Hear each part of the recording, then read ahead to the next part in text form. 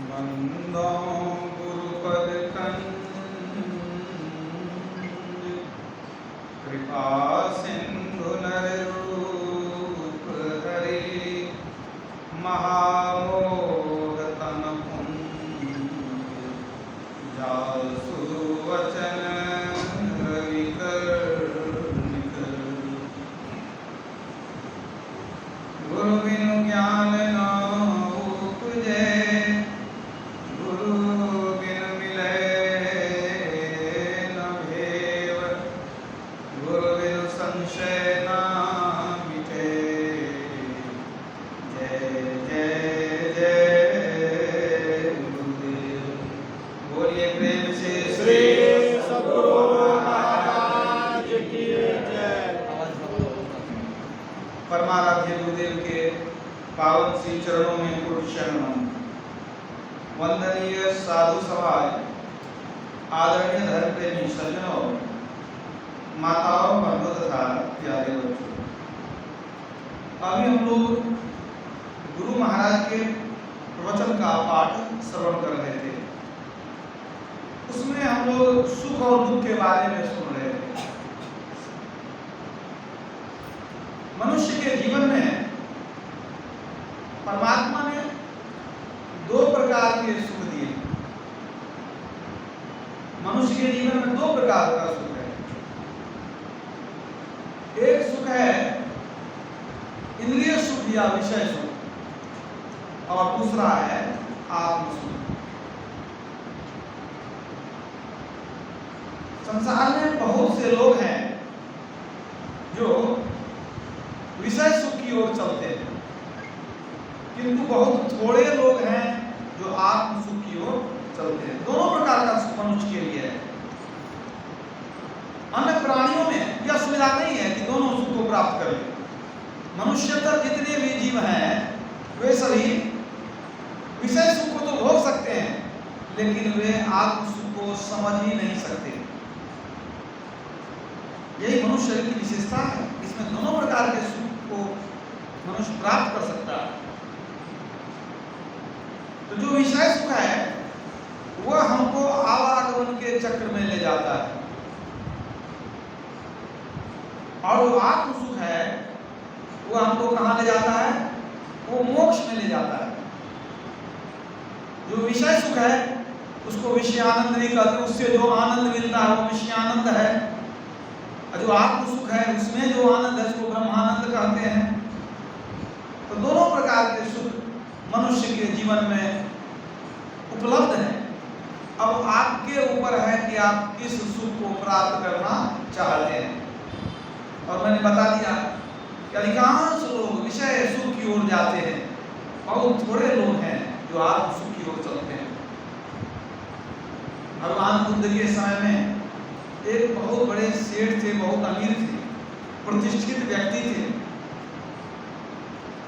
उनके जीवन में किसी चीज की कमी नहीं थी, लेकिन भोगों को भोग कर उनका मनोग्राम हो गया। जब उनको वैराग्य हुआ वे घर छोड़कर निकल गए, भगवान बुद्ध की शरण में आ गए। उन्होंने कहा कि हम भिक्षु संघ में शामिल होना चाहते हैं, हम बहुत भिक्षु बनना चाहते हैं।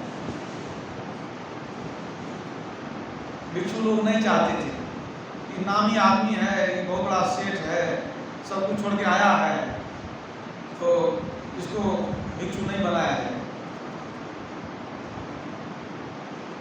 लेकिन भगवान बुद्ध ने उनकी परीक्षा ली, कुछ बातें पूछी उसको। उसने कहा कि प्रभु हम अब लौट कर नहीं जाएंगे कभी संसार में, हमारा मन भर गया है, इस संसार से हमारा मनोग्राम हो गया। अब हम आपके शरण में जाकर भक्ति करना चाहते हैं, हमको भिक्षु संघ में शामिल कर लिया जाए, हमको सन्यास की दीक्षा दे दिया जाए। भगवान बुद्ध उनको दीक्षा दे दिए, बुद्धम शरणम गच्छामि संघम शरणम गच्छामि, बौद्ध हो गए। और बस भिक्षु वाला जीवन, भिक्षा मांगना, कुछ आश्रम की सफाई वगैरह करना और ध्यान वगैरह करना, एक दिनचर्या हो गई। लेकिन वह सब कुछ छोड़ कर आया था, संसार के भोग से तो मन उसका भर गया था, किसी का भरता है, सबका नहीं भरता है। तो अब वह मनोयोग पूर्वक जब ध्यान करने लगा, देर तक ध्यान में बैठता था, भिक्षुओं के साथ वो भी बैठता था, जब ध्यान से उठता था फिर भी वह कहीं एकांत में बैठ जाता था, और कभी कभी वो बोल उठता था, यही सुख है, यही सुख है, यही सुख है, कभी कभी बोलता था।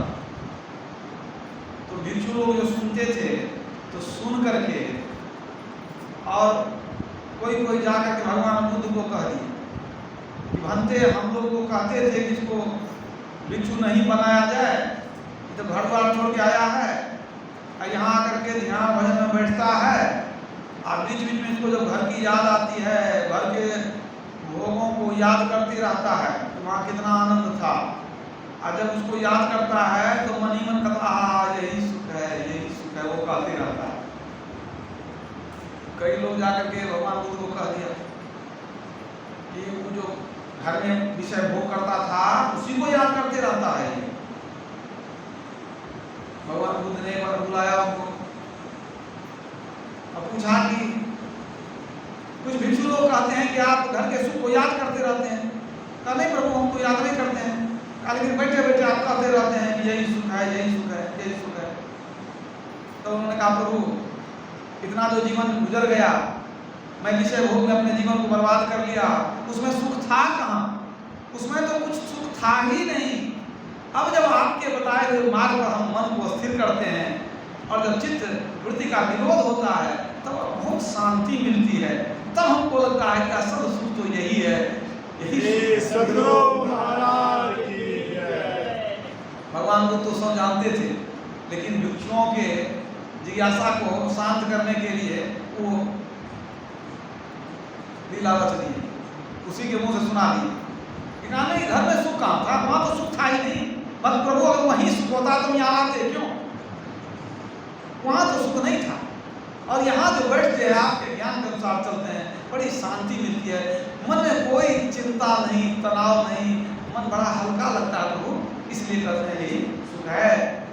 तो अधिकांश लोग इस सुख को नहीं जानते हैं, वो बाहर के सुख के लिए दौड़ते हैं, लड़ते हैं, मरते हैं, क्या क्या नहीं करते हैं, सब पाप करते हैं बाहर के सुख को जमा करने के लिए। तो कबीर साहब ने कहा, झूठे सुख को सुख कहे, मानत है मन मोद, जगत चबेना काल का, कुछ मुंह में कुछ बोल। संसार के झूठे सुख को तुम सुख कहते हो, यही सुख है। अगर इसी सुख में पड़े रहे तो काल का ग्रास बनोगे, आवागमन के चक्र में घूमते रहोगे, बार बार जन्म लोगे और बार बार मरते रहोगे। ये विषय सुख सुख नहीं है, यही तो दुख है, जिसके लिए हमारे गुरुदेव ने कहा, सभी इंद्रियों को भोग गुरु कहते हैं रोग, करा देते वियोग भजो सत्य गुरु। ये इंद्रियों का भोग जो है ना, ये रोग है, ये सुख नहीं है, ये आनंद नहीं है। इसी के लिए भगवान श्री राम ने भी कहा, उन्होंने क्या कहा?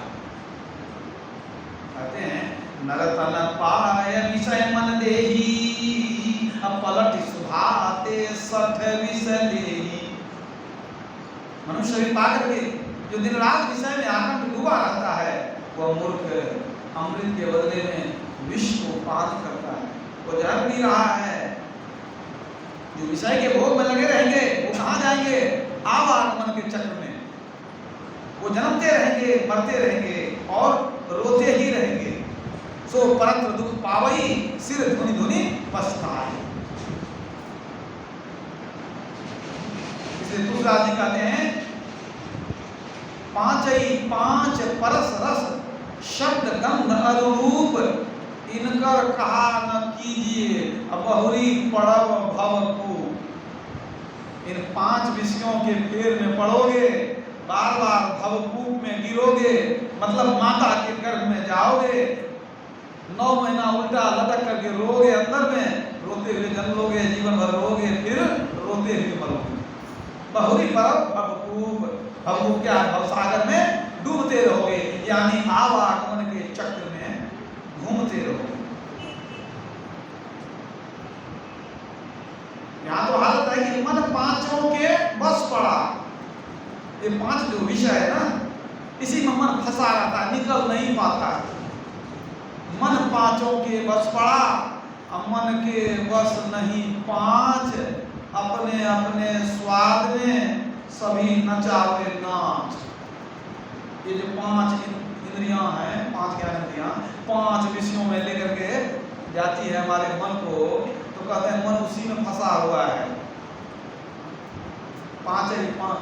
मन पांचों के बस पड़ा। कहा तो मन के बस में इंद्रियां होनी चाहिए, यहाँ इंद्रियां भी, मन भी इंद्रियों के बस में ही चला गया। तो क्या होता है, अपने अपने स्वाद में सभी नचावे नाच। पांचों इंद्रियां अपने स्वाद में मन को नचाती रहती है, मन भी नाचता रहता है। लेकिन वह व्यक्ति जो पांचों को साध लेता है, संसार में सबसे बड़ा वीर वही है। कबीर सोई सूरमा, जो पांचों रखे चूर। अब जिनके पांचों बस नहीं, उनसे साहब दूर। अगर ईश्वर को पाना चाहते हैं तो पांच को पकड़ेंगे तो साहब दूर हो जाएंगे। अगर पांच को चूर कर दिए तो आप सुरमा हो गए। कबीर सोई सूरमा, जो पांचों रखे चूर, पांचों को दबा करके रखे, बस में रखे, चूर कर दे, हरा दे, वही सूरमा है। तो विषय के फेर में जो पड़ा वो आल आगमन के चक्र में घूमता रह गया। वैसे व्यक्ति से भक्ति भी नहीं होती है। कुछ बात संस्कृति महाराज कहते थे, जहाँ विषय वासना है वहाँ उपासना नहीं ठहरती है। अगर उपासना ठहर गई तो वहाँ विषय वासना नहीं रहती है। क्या रखी, सच्चा भक्त जो होता है, जिसके अंदर उपासना ठहर गई है, वह खाने के लिए, देखने के लिए, सुनने के लिए लड़ाई झगड़ा नहीं करेगा, पागल की तरह नहीं करेगा। जो मिल गया खा लिया, जो मिला सो पहन लिया, वो संतुष्ट हो जाता है। यही है, जहाँ विषय वासना है वहाँ उपासना नहीं रहती, जहाँ उपासना ठहर गई वहाँ विषय वासना नहीं रहती। जैसे सूर्य उग गया, अंधकार का नाश निश्चित है। जहाँ अंधकार है इसका मतलब सूर्य उदित नहीं हुआ है। बहुत सुंदर एक महाभारत का प्रसंग है। महाभारत की एक कथा है। एक बार विदुर जी संसार भ्रमण को निकले। बहुत दिनों तक संसार भ्रमण करते रहे।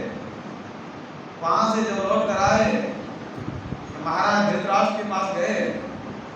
धृतराष्ट्र ने पूछा कि विदुर जी, आप तो बहुत घूमे, बहुत कुछ आपने देखा होगा, सुना होगा, तो कुछ हम लोगों को भी सुना दीजिए, कुछ ज्ञान की बात हम लोगों को सुना दीजिए। क्या क्या देखा आपने?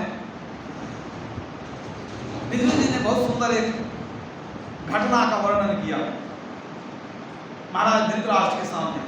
उन्होंने कहा, एक समय की बात है, एक व्यक्ति कहीं यात्रा में जा रहा था। वह भटक करके जंगल में चला गया, और जब जंगल में चला गया तो कितना भी कुछ किया उसको रास्ता मिला नहीं, वो रास्ता ही भूल गया। अब जंगल में कहीं बाघ की आवाज, कहीं चीते की आवाज, कहीं भालू की आवाज, बहुत डरावना आवाजें आ रही थी। वो भयभीत हो रहा था, किधर जाए, क्या करें। उसको लगा कि नहीं, इस तरफ से निकल जाए। कोई रास्ता पकड़ लिया, थोड़ा आगे बढ़ा तो जानवरों की आवाज से तो पहले से धड़कन तेज थी।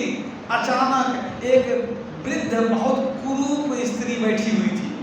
उसको देख करके डर गया, भागा वहां से। एक तो वृद्ध, दूसरा कुरूप। उस स्त्री को देख करके वो भागा, और जब भागा तो पीछे से 5 सांप फुफकारने लगे। उसको लगा कि अब तो जाना निश्चित है। वो सरपट आंख बंद करके भागना शुरू किया कि जान बचानी है। यहाँ कहाँ जंगल में आ गए, चारों तरफ जंगली जानवर, ये सांप आदि जंतु, कैसे जान बचाएं। भागते भागते सोचा कि पेड़ पर चढ़ जाते हैं, किसी तरह जान बच जाएगी। क्योंकि और भी जानवरों की आवाज सुनाई पड़ी तो डर करके वो किसी पेड़ पर चढ़ गए। हड़बड़ा करके चढ़ा। जब चढ़ा तो देखता है क्या कि पेड़ में एक ही डाल है, बाकी सब पेड़ सीधा ऊपर है। सोचा अच्छा इसी डाल पर हम किसी तरह से बैठ जाएंगे। वो चढ़ करके जब डाल पर बैठ गया तो देखने लगा कि उधर से एक हाथी आ रहा है। हाथी को देख करके डर गया कि भाई हाथी आ रहा है तो पेड़ को भी गिरा सकता है। हाथी आया, इसको देख लिया, पेड़ पर बैठा है ये। अब वो हाथी भी कैसा, 6 मुंह वाला हाथी, 6 मुंह वाला हाथी। अब आया, अब पेड़ को शुरू में लपेट लिया, हिलाना शुरू किया कि किसी तरह गिर जाए। लेकिन बेचारा गिर तो गया, लेकिन गिरते गिरते डाल को पकड़ लिया। पेड़ पर से गिरा लेकिन डाल को पकड़ लिया, पूरा नीचे नहीं गिरा।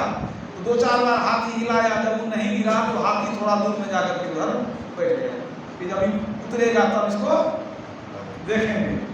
अब उस पर लटका हुआ है वो कहाँ, डाल पर, एक ही डाल है। वो सोचा कि अगर हाथी चला जाए तो हम कूद करके किसी तरह यहाँ से निकल जाएंगे। तो नीचे देखता है कि नीचे क्या, तो देखता है बहुत बड़ा अंधकूप, पुराना कुआं। और कुआं में जब गौर से देखा तो देखता है एक अजगर मुंह खोल करके पड़ा है कि कब गिरेगा उसको। अब तो उसकी धड़कन तेज हो गई कि अब गिरेंगे तो अजगर के मुंह में चले जाएंगे, अब क्या करें। मुंह खोल के अजगर बैठा, अब तो जान निश्चित है कि जाएगी, अब क्या करें। बेचारा परेशान हो गया। इतने में क्या देखता है कि कुछ आवाज आ रही है, कुछ आवाज आ रही थी और गौर से देखने लगा कि ये कौन सी आवाज है। तब क्या देखता है कि जिस पेड़ में हम लटके हुए हैं उस पेड़ के जड़ में, उस डाल के जड़ में, पेड़ में डाल के जड़ को 2 चूहा मिल करके बैठ करके उतर रहा है। और देखा गौर से देखता है एक उजला चूहा एक काला चूहा। अब तो सोच लिया कि अब मरने के बिना कोई उपाय नहीं, तो चूहा बैठ करके डाल को ही कुतर रहा है। और जैसे थोड़ा कुतरेगा तो हमारा वजन लटका हुआ इस पेड़ में, अब तो निश्चित टूटेगी डाल, और टूटेगी तो अब हम जाएंगे। अब तो पसीना पसीना हो गया, थर-थर कांपने लग गया कि अब मरना निश्चित है, अब क्या करें। बहुत पसीना पसीना हो रहा था और भूख प्यासे तो पहले परेशान था, जंगल में भटक गया था। और सोचने लगा अब क्या करें, मौत उसको दिखाई पड़ने लगी। इसी बीच में वो जो लटका हुआ था उसके मुंह पर 2 बूंद कुछ गिरा और गिर करके ओठ पर गिर गया।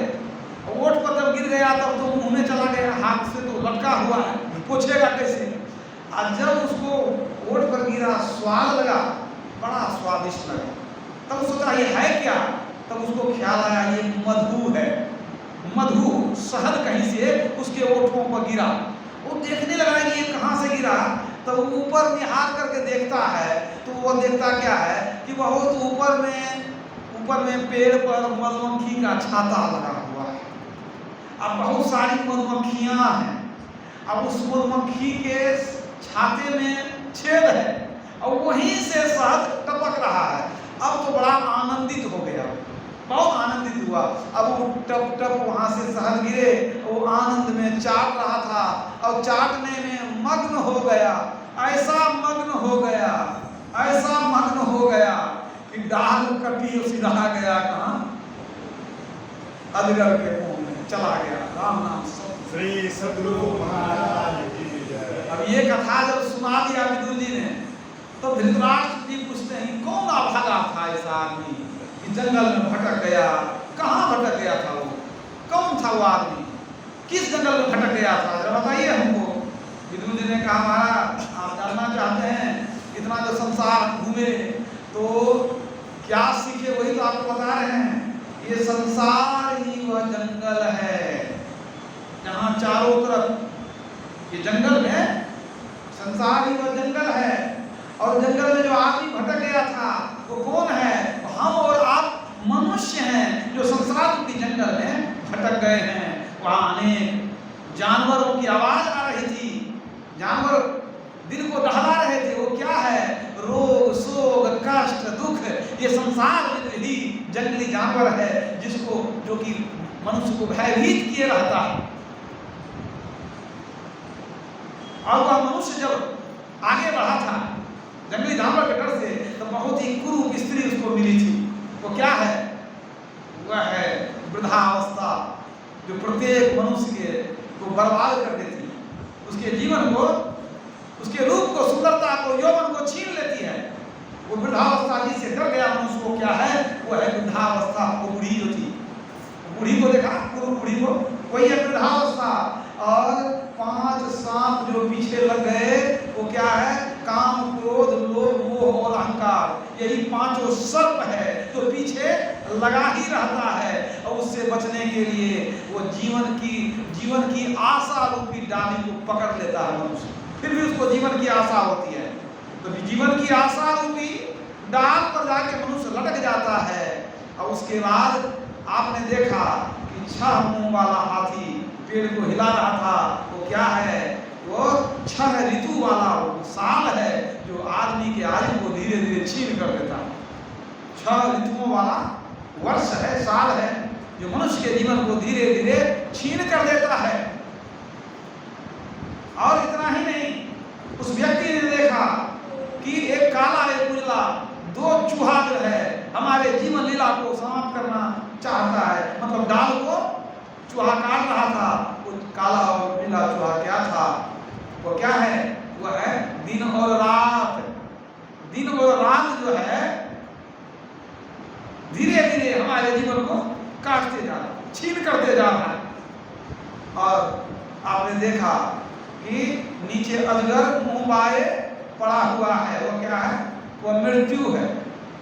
मृत्यु है, काल है, मुंह बाए खड़ा है कि कब ले जाएगा ठिकाना नहीं है।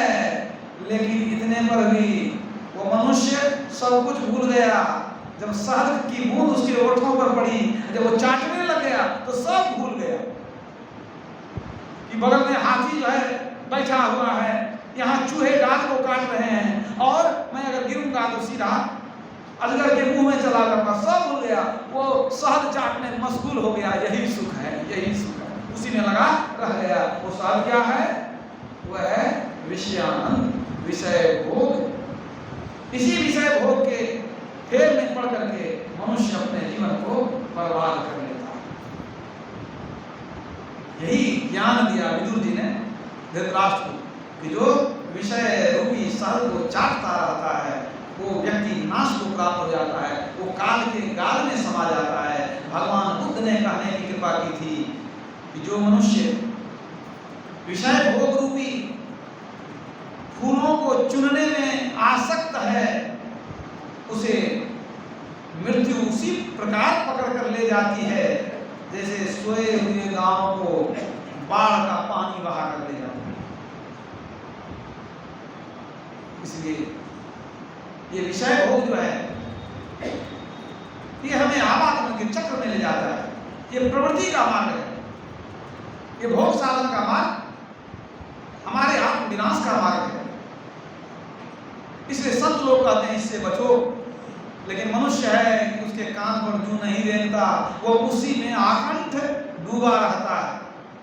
न देह दुर्लभ पाए के न भोगों में फंसना चाहिए, चढ़ी गिरी सुमेरु कूप दलदल में न धसना चाहिए। संसारियों का संग तज सत्संग बसना चाहिए, सुख दुख आदि द्वंद तज सत्संग बस। इस मन को कसना चाहिए, मन को कसना चाहिए, मन को वश में रखना चाहिए। सुख दुख को झेलते हुए मन को आप अपने वश में रखिए, मन को रोकते रहिए, मन को समेटते रहिए। और नहीं तो ये मन कहाँ ले जाएगा? 84 में ले जाएगा। फूलन सेज बिछाए महल के रंग में, अतर फुलेल लगाए सुंदरी संग में, सूते छाती लाए परम आनंद है। अरे हारे पलटू खबर पूत को नहीं, काल को फंद है। काल का फंदा पीछे से आ रहा है, गला में डालकर ले जाएगा। इसीलिए सबके लिए उपदेश है, जवान हो, बच्चा हो, बूढ़ा हो। ये विषय तो विष है, विषमान करके कोई अमर नहीं होता। अगर हम अमर होना चाहते हैं तो विष से दूर ही रहें। यही तन कर फल विषय न भाई, अस्वर्ग स्वल्प आनंद दुख लाई। भगवान राम ने यह भी कह दिया कि ये शरीर विषय भोग के लिए नहीं है। अब तक तुम जिन शरीरों में थे वो शरीर विषय भोग के लिए था, क्योंकि ये 5 विषय हम लोग पशु योनि में भी भोगते हैं। ये शरीर भोग के लिए नहीं, ये शरीर जोग के लिए। तुलसीदास ने बड़ा सुंदर चित्रण किया है कि बच्चे की कौन कहे, जवान की कौन कहे, जो बूढ़े हो जाते हैं वो भी विषय में ही लगे रहते हैं। लील चुका अही मेढ़कन, मूढ़ रहा सो ले, तुलसी मूरख मेढ़कन मसा खान चित दे। तुलसीदास जी कहते हैं लील चुका अही मेढ़कन। लीलना मन निगलना भी होता है। अही मन सांप और मेढ़क मन सब जानते हैं। मेढक, लील चुका ही मेढकन, सांप ने मेढक को पकड़ लिया है, वो निगल रहा है, मुड़ रहा सोले, पूरा नहीं निकला है, वो आधा से ज्यादा निगल गया है, सिर बाहर में, मेढक का सिर बाहर है, बाकी पूरे शरीर को सांप ने निगल लिया है। लील चुका अहि मेढकन, अब मुड़ रहा सोले, सिर बाकी है उसको भी लेगा। तुलसी मूरख मेढकर मसा खान चित दे, तुलसीदास जी कहते हैं कि इतना होने पर भी कि 12 आना शरीर चला गया सांप के पेट में, सिर्फ सिर बाकी है मेढक का बाहर में, अभी भी मेढक के सामने जो कोई कीड़ा पतिंगा आता है वह जीभ निकाल करके लब लब करके उसको खा रहा है। उस मूर्ख को पता नहीं है कि हम तो अब काल के गाल में चले गए, ये कीड़ा खा करके क्या करेंगे। तुलसीदास जी कहते हैं यही हालत मनुष्यों की है, जिसकी उम्र 40, 50, 60, 70 हो गई है। अब उसको समझना चाहिए कि हम काल के गाल में चले गए हैं, अब तो सीधे अंत समय आने वाला है, कब बुलाहट आ जाए ठिकाना नहीं। लेकिन उस उम्र में भी जैसे वो मूर्ख मेढक कीड़ा खाता है, उसी तरह वो व्यक्ति विषय भोग में पड़ा हुआ है। नाती को बुला दो, पोता को बुला दो, ये मंगा दो, वो खाएंगे, ये देखेंगे, यहाँ ले चलो, विषय भोग में लगा हुआ है। तुलसीदास जी की वाणी है। दूसरे जगह तुलसीदास जी ने और व्यंग किया है, वे कहते हैं कि शरीर रोग से बुढ़ापा से जर्जर हो गया, घर वाला मानता भी नहीं है, कोई स्थान नहीं देता, कोई पूछने वाला नहीं है, ठीक से खाना पीना नहीं मिलता है, क्योंकि बेटा गार्जियन हो गया, विवाह हो गया, मालिक बन गया, लेकिन फिर भी बूढ़ा को विषय में ही अच्छा लगता है, फिर भी वैराग्य नहीं होता है। सो प्रगट तनु जर जर जरावस, रोग से शरीर जर्जर हो गया, रोग और बुढ़ापा से, जरा में बुढ़ापा होता है।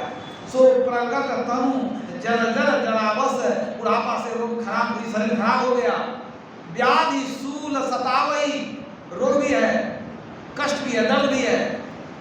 सो प्रगट तनु जर जर जरावस, व्याधि शूल सतावई, असिर कंप, इंद्रिय शक्ति प्रतिहत, अब माथा भी हिलते रहता है, सिर कंप, इंद्रिय शक्ति प्रतिहत, इंद्रियों में शक्ति नहीं है, सुन नहीं पाते हैं, देख नहीं पाते हैं, कोई बोलता है पूछते हैं क्या, कोई आ रहा पूछते हैं कौन है, पूछते रहते।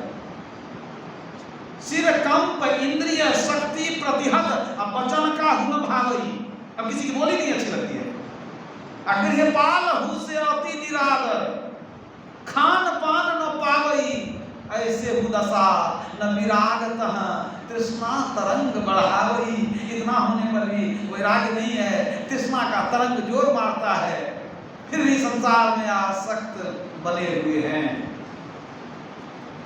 नारद जी एक बार भगवान विष्णु को वचन दिए कि आपके पास हम कुछ भक्त को लेकर के आएंगे, आप अकेले रहते हैं, क्यों रहते हैं अकेले।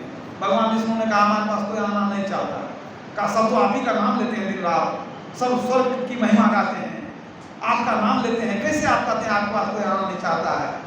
भगवान विष्णु ने कहा देखिए मुंह से जो कुछ कह दे, लेकिन कोई हमारे पास आना नहीं चाहता, सही कहता हूँ, इसलिए अकेले हूँ। तो नारद मुनि ने कहा कि अगर कोई मिल जाएगा तो आपके पास भेज देंगे। कहा भेजिए ना। कहा लेकिन हमको विश्वास नहीं है आपकी बातों पर, हमको लगता है आपकी भक्ति बहुत लोग करते हैं, सब आपका नाम लेते हैं, आप अगर कह दीजिएगा तो हम बहुत से लोग को आपके पास ले आएंगे। भगवान विष्णु ने कहा बहुत को ले आइएगा, जितने बुलाइएगा सबको जगह पे ले आइएगा। वो चले कि आगे मठ भूमि पर कुछ लोगों को समझा बुझा कर ले जाएंगे वैकुंठ भगवान के पास, भगवान अकेले रहते हैं।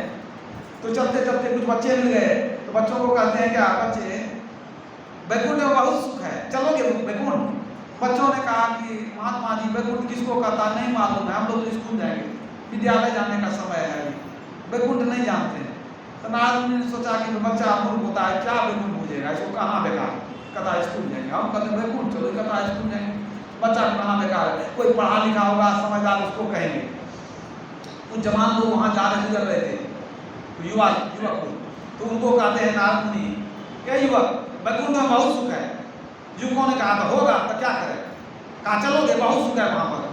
तो सब युवक लोग हंसने लगा, कहा देखो कौन बाबा है, पागल बाबा, अरे यही उम्र है वैकुंठ जाने का, आपको इतना बुद्धि नहीं है, कौन गुरु सिखाया आपको, अभी जवानी में अभी वैकुंठ जाने का उम्र है। अरे इसमें तो कमाएंगे, पढ़ेंगे लिखेंगे, धन कमाएंगे, बहुत जमा करेंगे, खाने पहनने का समय है अभी है, परिवार पत्नी करेंगे, परिवार होगा, बाल बच्चा होगा, यही उम्र है जाने का, यही सब चीजें हैं। बेचारे बेइज्जत हो गए, सोचते रहे युवक से मुंह लगाना ठीक नहीं, बेकार मुंह लगाए, बेइज्जत कर दिया। वहाँ से सोच लेकिन बड़ा कठिन बात है, भगवान सही में करते, कोई आना नहीं चाहता। अच्छा ये काम करते हैं कि बच्चा तो अबोध होता है, उसको समझाना बेकार है, और जवान बड़ा टेढ़ा होता है, उसको भी कुछ कहें तो बड़ा कड़वा जवाब देता है, मुंह लगाना ठीक नहीं है। एक काम करते हैं, जो बूढ़ा होगा ना, सबको नहीं कहेंगे, कोई बूढ़ा मिलेगा जिसको घर में पान आ रही हो, गृहपालू से अति निरादर खान पान न पावई, ऐसे बूढ़ा पकड़ेंगे। वो चले गए घर में, देखे बगझट हो रही है, गाली गलौज खूब झगड़ा रहा है, वो रुक करके देखने लगे नारद मुनि, देखते क्या ये बूढ़ा को अपने बेटा पुतों से खूब झगड़ा हो रहा था, खूब गाली वगैरह हो गया, बहुत कुछ जब हो गया तो बूढ़ा बहुत गरजने लग गया। वृद्ध आदमी कि हमारे कमाई पर मौज करता है, हमको हम खर्चा नहीं देता है, बहुत गाली दिया होगी, और दोनों तरफ से बस मारपीट ही बाकी रह गई। तो बूढ़ा आदमी बहुत परेशान दुखी हो गया, कहा तुम लोगों को पैदा करके हमारा जीवन बर्बाद हो गया, तुम बेकार पैदा की, इससे बढ़िया निसंतान रहती वही अच्छा, तुम्हारा एक बात नहीं मानता है, कुछ मानते देता नहीं है, सब धन पर जो है कुंडली मार के बैठ गया है, बहुत गाली दिया बूढ़ा भी। अब वहाँ से वो निकल गया कि हम घर छोड़ के जा रहे हैं, तब तो उधर से कहती है लौट के नहीं आइएगा वही अच्छा, चल ही जाइए आप। अब तो पूरा इसका माथा गर्म हो गया, खूब गाली बका, और वहाँ से दुख में निकल बड़बड़ाते हुए निकले। और जब बूढ़े आदमी निकले तो नारद मुनि सोचे क्या है, बड़ा बढ़िया मौका है, अब लोहा गर्म है तो चोट करेंगे तो कुछ काम हो जाएगा। तो वो जो जैसे निकले गुस्सा करके अब कभी लौट के नहीं आएंगे घर, तो चल दिए पूरा, अब संग ही संग चलिए भी, आप कुछ कुछ गप सप करने लगे, गप करने लगे। कुछ देर जब बातचीत हो गई नारद मुनि से, तो नारद मुनि कहते हैं कि बड़ा संसार में बहुत दुख है। कहाँ एकदम ठीक बात है आप, इतना दुख है क्या कहें, घोर कलयुग आ गया है, अपना पैदा किया जवान लड़ाता है। देखिए सब हम ही जमा किए, जब जमीन भर हमारा बनाया हुआ आँख दिखाता है। ये जो है दूसरे के घर से आई है कि क्या पढ़ा दिया हमारे बेटा को, भी उसी के संगति में पड़ गया, वो एक ही बोली बोलता है, एकदम से दुश्मन बन गए। नारद मुनि कहे जब बहुत दुख है आपको, कहा बहुत दुख है, खाना पीना ठीक से नहीं देता, जब बहुत कुछ सुना लिया, गप सब कर लिया, तब नारद मुनि कहते हैं क्या, तो बुढ़ापा एक काम करिएगा, बैकुंठ में बहुत सुख है, कहाँ होगा। तब नारद बाबा कहते हैं एक काम कीजिए, बैकुंठ चलिएगा, बहुत सुख मिलेगा आपको, क्या झंझट में पड़े, बैकुंठ चलिएगा। और जैसे बैकुंठ चलिएगा ये बात सुने बूढ़ा बाबा, अब उनका माथा गर्म हो गया, इतना गर्म हो गया, हे बाबा जी, कहा बोलिए बाबा, कहिए बूढ़ा बाबा क्या कहते हैं। अरे तुमको घर द्वार है, कहने घर द्वार नहीं, पत्नी है, कहने पत्नी भी नहीं, नारद मुनि कहते पत्नी भी नहीं है। तो कहते बाल बच्चा का, पत्नी ने बाल बच्चा का नाम, पूरा डांट के कहता, कहते अरे भागा, तुमको आगे पीछे कोई होने वाला नहीं है, तू ही चला जा बैकुंठ, हमको जाएगा बैकुंठ। कहा हमको तो बहुत दुख है, कहा हमको बेटा, कल आपको तो गाली देता है, मारने उठता है, कहा बेटा है तो हमको तो हमको मारता है, तुमको तो भी नहीं है, तू ही चला जा बैकुंठ, हमको तो घर बना हुआ नाती पोता से, हम क्यों जाए बैकुंठ, अरे हमारा बैकुंठ भी जाने। इतना डांटे बुढ़ा बाबा कि नारद मुनि भेजे तो भाई तुमको तो कोई आगे पीछे रोने वाला नहीं है, तू कहीं नहीं चले जाता बैकुंठ, हमको सिखाना है बैकुंठ जाने के लिए। तो देखिए अंत में नारद मुनि चले गए, भगवान विष्णु को चरण पकड़ लिए, प्रभु आप ठीक कर दीजिए, प्रभु आपका नाम लेता है, प्रभु आपके पास कोई आने वाला नहीं है। इस संसार ऐसी माया है ना, माया ठगनी बड़ी ठगी जात है, बचे ने जा से को लगी दिन रात है, कौड़ी नाही संग करोड़नी जोड़ी के, अरे हारे पलटू गए हैं राजा रंग लंगोटी छोड़ी के। सब जानते हैं कि जाएंगे तो लंगोटी भी छोड़ के जाना पड़ेगा, लेकिन दिन रात बस संसार में लगे हुए हैं, संसार के भोगों में पड़े हुए हैं, सोचते हैं इसी में सुख है, लेकिन सुख कभी मिलता नहीं है। मृग मीन भृंग पतंग कुंजर एक दोष नसावही, पंच दोष असाध्य जाने, ताकि केति आसही। जो विषय भोग में लगा है वह ईश्वर को क्या प्राप्त करेगा, हो ही नहीं सकता। ना विरतो दुश्चरिता ना शांतो ना सहायित, ना शांत मानसो वापी प्रज्ञा नेन वाप्नुयात्। कठोपनिषद में यमराज ने नचिकेता को उपदेश दिया कि जो पाप कर्मों को नहीं छोड़ा है, जिसकी इंद्रियां शांत है, वह जो है आत्मज्ञान द्वारा ईश्वर को प्राप्त नहीं कर सकता। जिसका चित्त शांत है, पाप कर्मों में लगा हुआ है, इंद्रियां शांत नहीं है, वह ईश्वर को प्राप्त नहीं कर सकता। याद रखिएगा, ईश्वर की ओर चलना है तो एक बात याद रखिए, जितने अंश में आप विषय भोग को छोड़ेंगे उतने अंश में आप ईश्वर की ओर चलेंगे। एक सच्ची छोटी सी घटना बता देता हूँ। ब्रिटेन में एक व्यक्ति है, रॉन शिपर्ड उसका नाम है, अभी भी है। वो शादी करने का बड़ा शौकीन था, मतलब उसको शादी का बड़ा हवस था। ब्रिटेन में सबसे अधिक शादी करने का रिकॉर्ड उसके नाम है। और कोई इस्लामिक देश नहीं है कि 15-20 शादी कर लेगा ब्रिटेन, लेकिन वहाँ उसने 8 शादियाँ की। धनी आदमी, वो एक शादी किया, 5-10 साल 5 साल के बाद फिर दूसरा किया, तीसरा किया, इस 8 शादियाँ कर लिया। 8 पत्नी, घर भरा, धन की कमी नहीं है। अंत में अब उसका 74 वर्ष उम्र हो गया। अब वो इतना परेशान हो गया है घर द्वार से, परिवार से, कि अभी वो समाचार आया है कि बेचारा किसी वृद्धा आश्रम के तलाश में, घर छोड़ के आने देंगे, अब किसी वृद्धाश्रम में रहेंगे। सभी पत्नी को छोड़कर, घर द्वार धन संपत्ति को छोड़ के वृद्धाश्रम में जाने को तैयार है। रॉन शिपर्ड नाम है, आप खोजिएगा इंटरनेट पर मिल जाएगा। ये सच्ची घटना का मतलब क्या है? परतंत्र सोई मूढ़ है, सबसे बड़ा मूर्ख है, वो आजाद नहीं है, परतंत्र है, जेल में पड़ा हुआ है। कौन? परतंत्र सोई मूढ़ है, बस में न जिसकी इंद्रियां, जिसकी 5 इंद्रियां बस में नहीं है, वो क्या है? मूर्ख है, बंधन में पड़ा हुआ है। और आगे सुनिए, परतंत्र सोई मूढ़ है, बस में न जिसकी इंद्रियां अपनी तरफ है खींचती, ज्यों एक की बहु पत्नियां। एक ही आदमी को 5 पत्नी हो, और कहीं बाहर से पहना पर आवे तो ये खींचेगी उत्तर की तरफ, एक दक्षिण की तरफ, कहीं इधर चलिए, कहीं उधर चलिए। और जब 5 खींचना करे, शुरू करे, तब क्या होगा? तब परतंत्र सोई मूढ़ है, बस में न जिसकी इंद्रियां अपनी तरफ हैं खींचती, जो एक की बहुपत्नियां। कैसे सुखी नर हो सके जो इंद्रियों का दास है, नर मूढ़ विषयासक्त का निश्चय ही होता नाश है। ऐसे व्यक्ति का नाश निश्चित है। तो करना क्या चाहिए भाई? विषय से मन को हटाइए, प्रभु की ओर, निर्विषय की ओर ले जाइए। निर्विषय क्या है? परमात्मा। इसलिए राज स्वामी साहब कहते हैं, विषयन से जो रहे उदासा, परमारथ की जावन आशा। धन संतान प्रीत नहीं जाके, विषय मनोरथ चाह न ताके। तन इंद्रिय आसक्त न होई, नींद भूख आलस जिन खोई। विरह मान जिन अंतर लागा, खोजत फिरत साधु जागा। मतलब विषय से जो रहे उदासा, परमार्थ की जावन आशा। जो विषय से उदास होगा, उसको परमार्थ की आस जलेगी, वो प्रभु की ओर चलेगा। तब वो नींद भूख आलस को छोड़ देगा और साधु को खोजेगा, सदगुरु को खोजेगा और अंतर चलेगा। और जब अंतर चलेगा तो अंतर के अंतिम तह में गुरु है, मन पता पाता नहीं। तो गुरु के उस स्वरूप को जानेगा, जिसको जान लेने पर वह जान जाएगा जो गुरु है वही परमात्मा। अंतर के अंतिम तह में गुरु है। गुरु का असली रूप तो अंतर के अंतिम तह में पता चलता है। क्या? तो जो गुरु है वही परमात्मा है। अभी मुंह से कहते हैं, विश्वास नहीं होता है। अभी तो गा देते हैं रोज, ब्रह्म रूप सदगुरु नमो, प्रभु सर्वेश्वर रूप, गा तो लिए, लेकिन मन में विश्वास नहीं होता है। लेकिन अंतर के अंतिम तह में पहुंच जाएंगे तब आपको पूरा ज्ञान हो जाएगा। क्या ज्ञान हो जाएगा? कि हमारे जो गुरु हैं यही परमात्मा के सगुण रूप हैं। ईश्वर के 2 रूप सगुण और अगुण है। असगुण रूप गुरुदेव अनामी अगुण है। सबसे भी प्रमुख वाणी कि परमात्मा के 2 रूप हैं, एक निर्गुण निराकार, दूसरा सगुण साकार सद्गुरु। तो हम लोगों को चाहिए कि सत्संग करते रहे ताकि ये ज्ञान मिलते रहे, विषय से मन उपराम होते रहे। जब विषय से मन हटेगा तो मन तो कहीं न कहीं जाएगा। मन तो पानी की तरह है, एक तरफ आड़ बना दीजिए तो दूसरे तरफ बहने लगेगा। अगर मन को विषय से रोकिएगा तो निर्विषय की तरफ अवश्य चलेगा। इसलिए सबको चाहिए विषय से मन को हटाकर प्रभु की ओर चले। बोलिए प्रेम से